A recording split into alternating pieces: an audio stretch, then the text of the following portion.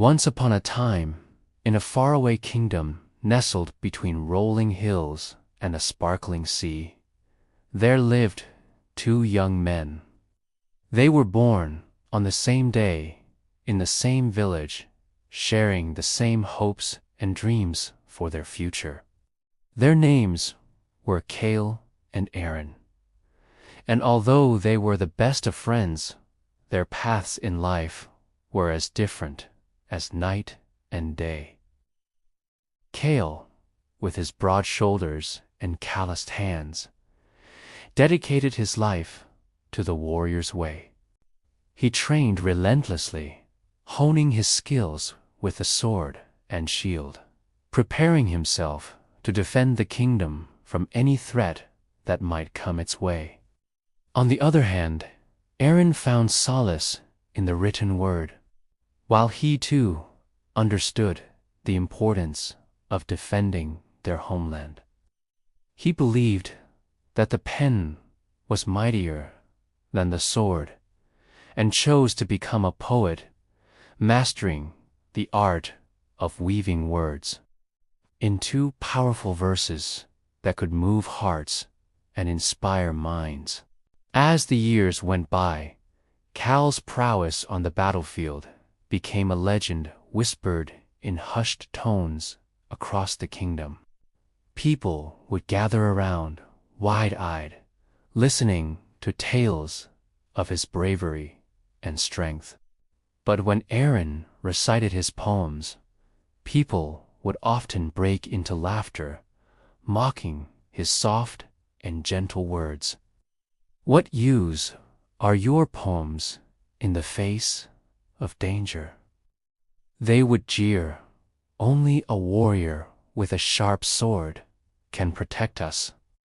And so poor Arin would walk the streets alone, his head held high, but his heart aching at the thought that his gift meant so little to those around him. However, he never lost hope.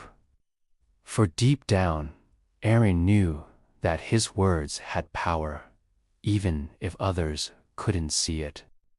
Little did they know that the day would come when Arin's gentle verses would save the very kingdom that had laughed at him.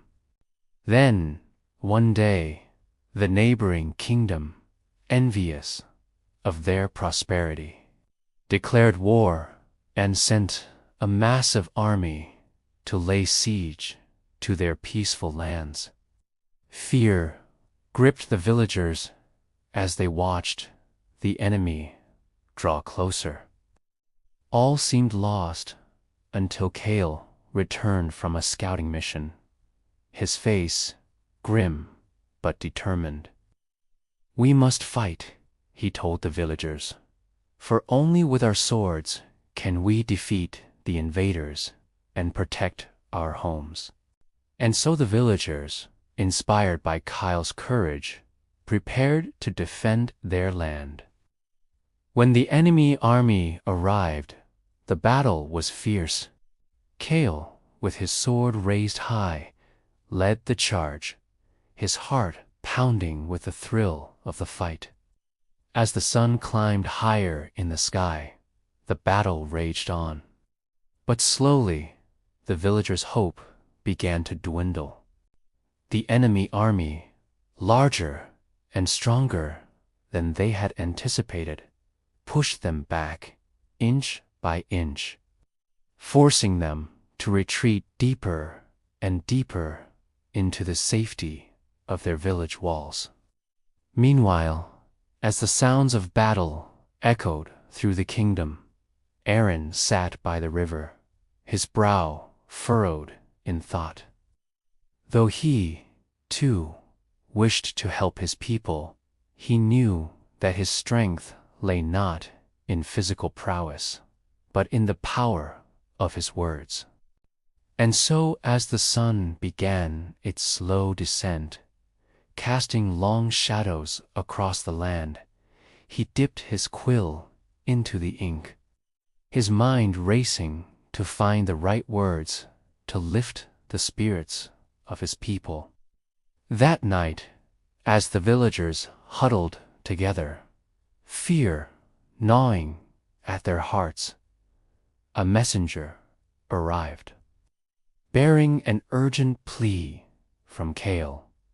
He requested that someone bring him food and water, for he had been fighting since dawn, and his strength was beginning to fail him. Without hesitation, a young woman named Ilara stepped forward. Though she was afraid to go out alone into the darkness, she knew that she had to help her hero, for it was he who had kept them alive all this time. As Ilara made her way through the shadows, she couldn't shake off the feeling of dread that had taken root in her heart. Suddenly, a guttural laugh echoed through the night, sending shivers down her spine. Out of the corner of her eye, she saw a massive figure emerge from the darkness, brandishing a sword that glinted menacingly in the moonlight. Paralyzed with fear, she could only watch as the giant took a menacing step towards her. Just as she closed her eyes, waiting for the inevitable, a strong arm shot out, grabbing the giant's sword and wrestling it away from him. Startled, the giant turned to face his attacker, but what he saw made his jaw drop in surprise. It was Arin, his frail frame somehow managing to hold the giant's sword like a shield. Gathering all his strength, Arin shouted, "Begone, foul creature, and do not return until you have learned the value of respect." The giant, taken aback by Arin's unexpected bravery, stumbled backward, tripping over his own feet and disappearing into the darkness. When Ilara turned to thank Arin, she realized that he had vanished, leaving behind only the sound of his gentle humming. Delivering food and water to Kael. Meanwhile, as the days turned into weeks, the battle raged on. Neither side able to claim victory. Kael, though valiant, began to feel the weight of his responsibility crushing him. He missed the playful banter with his friends, the carefree laughter of children, and the peaceful quiet of the countryside.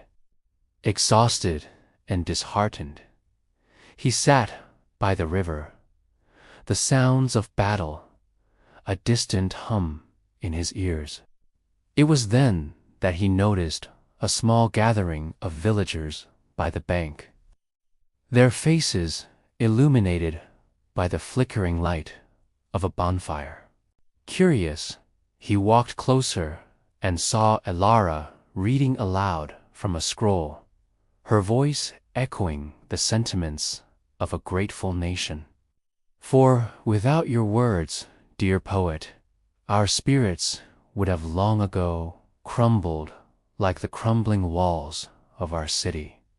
You have given us hope to fight another day and strength to keep going when all seems lost."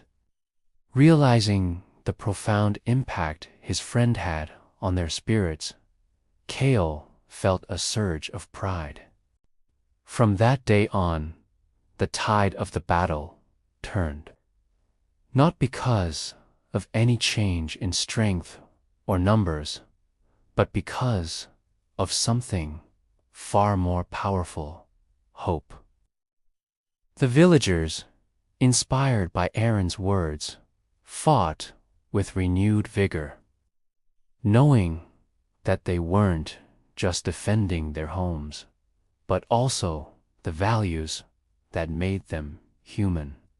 And so it was that after many long days of fighting, The enemy army, weakened by dwindling numbers and broken spirits, retreated, leaving behind the scarred but unbroken land. In the aftermath of the war, as the villagers surveyed the damage to their homes and farms, they were disheartened. But then they remembered Arin's words and the hope they had ignited within them. One by one, they began to rebuild their lives. Their determination fueled by the belief that their stories would one day be a thing of legend. As the seasons passed, the land healed, the crops grew, and the laughter of children filled the streets once more.